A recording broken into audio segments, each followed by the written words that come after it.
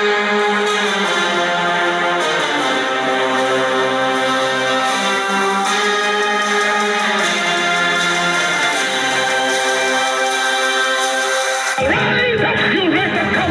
leadership that does not fight for your collective and individual ability to compete, which means equitable and equal representation of jobs, economics, education, housing, law, medical treatment, entertainment, religion, sex, defense, and protection, as stated by your cries, is a leadership that will lead you or keep you in bondage.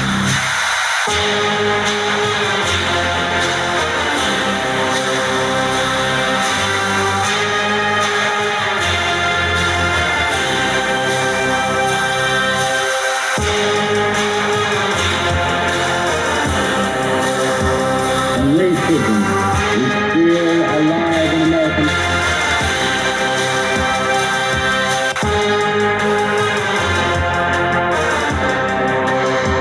I'm tired of more.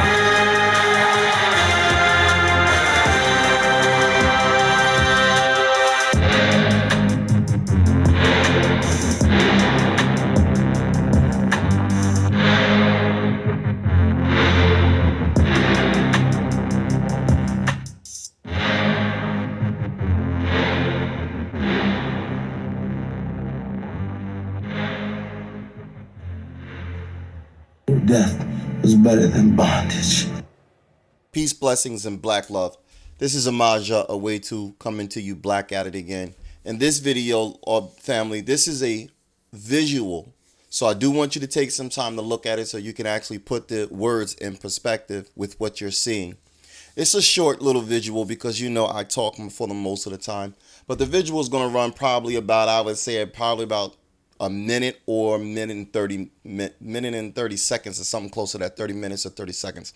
It's not long at all. So just take the time out to look at it. And once you actually get the visual, then you can go ahead and go to your regularly scheduled program. This particular video is my, again, reaction to me telling you, the listening audience, how the boomers did not want to participate or fight white supremacy racism. So if you are aware of the generations, let me give you the generations. The generations are Great Generation 1901 to 1927. No, my apologies. You have the Lost Generation. The Lost Generation is between 1883 and 1900. The Great Generation is between 1901 to 1927. The Silent Generation is between 1928 to 1945. The Boomers are between 1946 to 1964. The Generation X is 65 through 80. Millennials, 81 through 96. Gen Zs are 97 to 2012. And then your Generation Alpha is as early as 2010 to 2020s, thereabout. I'm always illustrating to you guys the primary reason why we are in the most recent state and condition is because of our parents, not solely or necessarily because of white supremacy racism. It's not like white supremacy racism changed their tactics. It's not like white supremacy went dormant and then it came back. It's not like white supremacy said, All that has happened is your Jesse Jacksons, your Al Sharptons, your Angela Davises, and the list goes on. The list goes on. Your list goes on, regardless of the name. All those individuals said they weren't going to participate or sold out to the system of racism, white supremacy. So when you look at this clip, which is Guess Who's Coming to Dinner, Sidney Poitier is basically telling his father how he wants the ability to do things different than the generation that was before him. So, of course, the generation that was before him is his parents' generation. His parents' generation is part of the silent generation. So by the time Sidney Poitier comes along, Not in real life, because he was born, he himself is actually part of the silent generation, because he in real life was born in the 30s. But don't get hung up on, well, he's not part of. Understand the message, because they will use actors, actor male and actress female, to play a part. Not that it's emulating their real life. It's just playing a part. Art imitates life and life imitates art. And in that clip, it is what I'm trying to explain to everyone. When the boomers came along, and I'm not saying everyone, because it's not an absolute statement, this is just generalizations. When the boomers came along, the bulk of them did not want to fight white supremacy racism. When the silent generation came along, the silent generation said, "That's them white people ain't as nice as you think they are. Them white people are some wicked devils." The boomer generation disagreed. And because the boomer generation disagreed, the boomer generation said, "I don't agree to your assessment because they're letting me do this and they're letting me do that." When we, the boomer generation, as kids, come talk to you, the silent generation, you guys keep telling us what we can't do. And since white supremacy racism white people is allowing us to be more freer than they allowed you, I don't agree with your assessment. Or that's the way it used to be. It's no longer like that now. They were given an option. When they were given an option, the boomers took the latter. Instead of holding steadfast to self, the boomers took the latter. And they went after instant gratification versus hard work pays off. Now the boomers are dying out. So again, it was their inheritance. You have to understand how time works. The silent generation and the lost generation and the greatest generation, they put in that work in order to make sure that the boomers had access, which is had access to education and had access to jobs, and the decreasing of lynchings and the loosing of the restrictions of Jim Crow. Those three generations put in that work in order for the boomers to have the access. When the boomers were given the opposition or the proposition to, are they going to continue what their parents, forebearers did before them and make a better place for future generations? The boomers said, no, I got mine and you got to get yours. So now here we are, measly 40 years later, and we have to pick up the pieces where they left off. Now, when I make these statements are general. They are not specific to each and every individual. Some men did fight back, Geronimo Pratt. Some men did fight back, Huey P. Newton. We're not talking about 30 men that fought back. We're talking about 200,000 men that said, man, I ain't doing it. We're not talking about the females that fought back, Fannie Lou Hamer. We're not talking about the women that fought back. We're talking about the overwhelming majority of the women that said, I ain't doing it, Angela Davis, Toni Morrison. So you got to be clear how you hear the information. It's not an absolute blanket statement. It's an overall overarching statement, because they were given an option not to participate. The boomers, the overall generation, chose not to participate. Roll the tape. You know, for a man who all his life never put a wrong foot anywhere, you're way out of line, boy. That's me to decide, man. So just shut up and let me... You don't say that to me. You haven't got the right to ever say a thing like that to me, not after what I've been to you. And you know that, and I know that. Yeah, I know what you are and what you made of yourself. But you know I worked my ass off to get the money to buy you all the chances you had. You know how far I carried that bag in 30 years? 75,000 miles. And mowing lawns in the dark. So you wouldn't have to be stoking furnaces and could bear it out on the books. I tell you, there were things your mother should have had that she insisted go instead for you. And I don't mean fancy things. I mean a decent coat. A lousy coat. And you're going to tell me now that means nothing to you and you could break your mother's heart? Well, I don't care what your mother says. Maybe she's gone haywire, too. This is between you and me. That's the first thing you said that makes any sense, because that's exactly where it's at. Yeah, and what I mean to say is... No, you said what you had to say. You listen to me. You say you don't want to tell me how to live my life. So what do you think you've been doing? You tell me what rights I've got or haven't got and what I owe to you for what you've done for me? Let me tell you something. I owe you nothing. I owe you nothing. I owe you nothing. If you carried that bag 1,000,000 miles, you did what you were supposed to do. Because you brought me into this world. And from that day, you owed me everything you could ever do for me, like I will owe my son if I ever have another. But you don't own me. You can't tell me when or where I'm out of line, or try to get me to live my life according to your rules. You don't even know what I am, Dad. You don't know who I am. You don't know how I feel, what I think. And if I tried to explain it the rest of your life, you will never understand. You are 30 years older than I am. You and your whole lousy generation believes the way it was for you is the way it's got to be.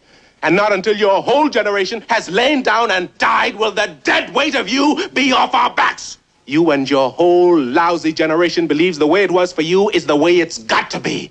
And not until your whole generation has lain down and died will the dead weight of you be off our backs. You and your whole lousy generation believes the way it was for you is the way it's got to be. And not until your whole generation has lain down and died will the dead weight of you be off our backs.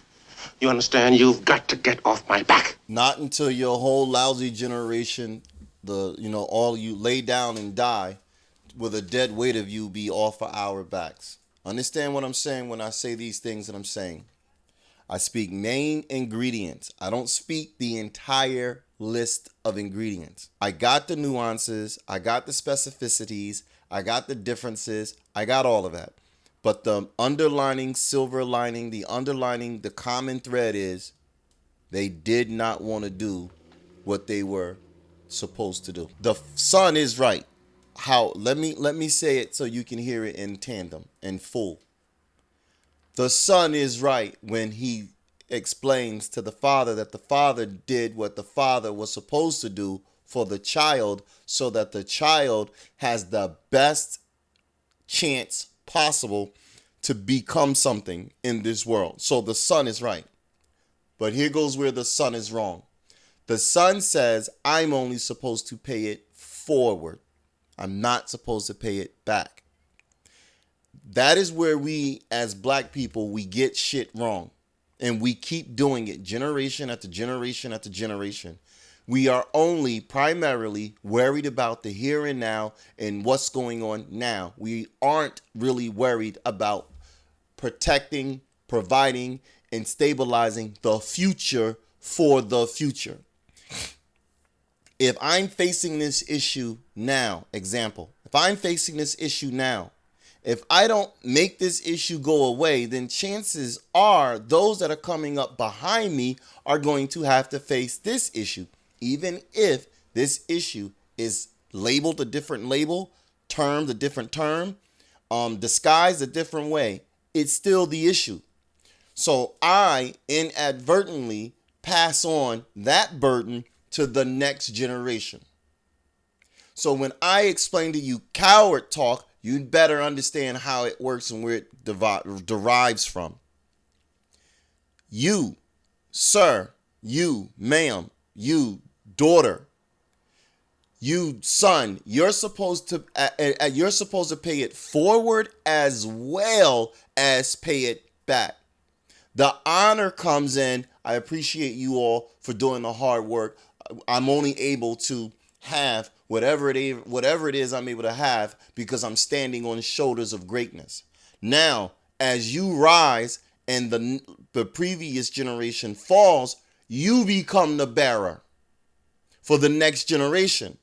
So when you hear the boomers, I got mine, you got to get yours, they're leaving you to your own devices and they see you going array. They have no desire to fix it or help it or intervene. When they were faced with opposition, they said, I'm going to smoke, I'm going to get high, I'm going to inject, I'm going to drink, I'm going to have sex. They said they were going to do whatever it takes not to face that pressure. And because they chose what they chose, now we, the Generation Xers, we have to wait until the dead weight of them coward ass boomers male and female, are dead. They completely poisoned the well.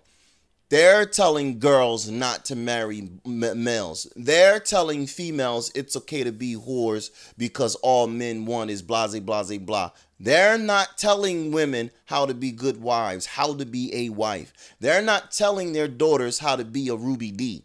They're not telling their daughters how to be a Claire Huxtable. They're not telling their daughters how to be women wives for the long haul. Angela Bassett, she's been married to her husband for a while. They're not telling their daughters to be wives for these particular purposes. Daughters primarily learn from their fathers. Why? I'm explaining to you the same thing I always explain. It's all about sex. Women in general, wives, mothers in general, they don't speak about why it's a good thing for a young girl to get married. They don't speak it. They don't speak whether it's good, bad, pros, cons, because she herself doesn't believe it was a good decision. Well, why wasn't it a good decision? Sex. It is not whether or not if he was able to hit all walls. It has nothing to do with whether or not he actually pleases her in that area. It's simply hypergamy. With her anatomy, she believes she has the right to sell it to the highest bidder. Not one time. Over and over and over and over. And because she's not able to redo it over and over and over, this is where the discrepancy comes from.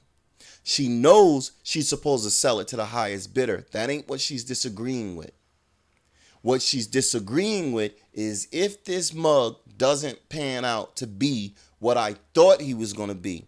A lot of people say women marry because of starts with a P, not purpose, like what you're supposed to do, what they think he's going to do or something like that. Women marry because of possibility. Women marry on a possibility. If that possibility, two and a possible, if that possible don't work out, she wants a divorce so she can try it again. Women marry because of potential, not possibility, but potential. That's why she doesn't agree to marriage. And in her mind, she wants to go up each time she does it. Here goes the problem with all of that stupid talk. You don't get a do-over. You're contaminating the well. The only real reason why you, female, are even better is because of his covering. Even if he's a POS, it's because of his covering. What he does is he protects you. He protects you from the elements. The elements aren't as simple as only as rain, earth, fire, water. The elements are all things in the element, including animals, including insects, including people. He protects you from those elements while you're protected from his elements, protected from the elements because of his cover. You, ma'am, you are able to blah, blah, blah, blah. So when other men look at you, you look at it like a blank slate. You look like a canvas. You look like, man, if I had you, man, I would do this and do that. But remember, when you didn't fall up under that man's covering, it's not that you didn't have men attracted to you, but you've had lesser men attracted to you. Now, not only lesser in quantity, but lesser in quality. Now, under this man's covering, you are attracted to a little bit more quality of men. And what happens with the female is she believes that those men are going to propel her, catapult her to a status or status she desires internally. Why it never fails is because those men are looking at his work. They're not looking at her work. They're looking at his work. And those men are not willing to put up with her BS. They're willing to put up with her look. They're not willing to put up with her laziness. They're not willing to put up with her temperament. They're not willing to put up with her, I don't understand her. They're not willing to put up with her. So what happens is even though they will take her for a test drive, they generally give them back because they don't pan out to be what they thought that they were going to be. And women are making the mistake because they have a vagina. They believe because they have a vagina and the rule states I can sell it to the highest bidder, they believe they get do-overs, and you don't get do-overs. If you want more, your best bet, ladies who are listening, if you want more, your best bet is once you sell it to the highest bidder at any economic value, your best bet is to sit with that individual and you and you go through the turmoil, you go through the trials and tribulations, and you go through the economic status. So in the next 10 years, the next 30 years, the next 40 years, the next whatever how many years, you guys escalate and elevate. That is your best. I understand what the men are saying. The men are saying we're willing to go the long way around, but you guys have a tendency of divorcing us once we hit a certain economics. And you call us boring, you call us controlling, you gaslight us. However, nobody wants to be in that courtroom giving up half of what we got because you're unhappy. So the men are telling you they're going to stay away. And they're not, I don't blame them for staying away. I suggest that they stay away. Not until enough of you females lead by example, and then you don't get a divorce. And until you can't do that, and you can't do that in another year. You can't do that in another 10 years. The only way we're going to determine that whether or not you did not get a divorce starting from 2022 is that's about a 40 or 50 year stint, in which 40 or 50 years from now, you can say I'm married in 2022 and I wanted to lead by example, so I stayed married for the last 50 years. That's the only way it works. Because you're telling these girls to bow out after a 13-year time span. Give them 13 years. If this don't work, that don't work, give them a couple of kids and then leave them. That way you get child support, you get divorce court, you get all the extra income. He loses in the end. The men aren't going to do it. All of that is really so you guys don't get confused. I needed you to focus on why mothers don't tell daughters about getting married because they themselves don't want to get married. At the same time, mothers, fathers, boomers did not want to do what they were supposed to do as it pertains to fighting against the system of racism, white supremacy, and why we, the children, which is we're Generation Xers and grandchildren of the boomer generation, we're having to pick up the pieces and start over at a deficit. They didn't want to operate within honor and dignity. They were selfish, and they taught every child, male and female, how to be selfish moving forward. We have to get off of being selfish, and we have to get back to unity and thinking what is best and moving for what is best for future generations, not solely the here and now. Warrior class, Zoo, rise up. Warrior class, Zoo, speak up. Warrior class, Zoo, show up. Warrior class, Zoo, smoke them out. Peace, blessings, and black love.